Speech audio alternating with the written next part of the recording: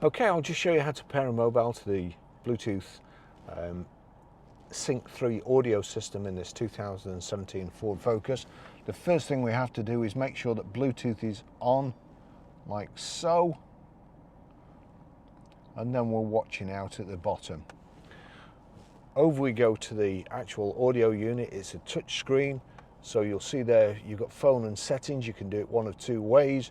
You can either go into settings and then onto Bluetooth, add a Bluetooth device, or alternatively, just so shows you both ways. If you go into phone and there's nothing connected, all you have to do then is click pair phone. Vehicle on your device and select it once it is found. So we're watching out at the bottom here, Ford Focus.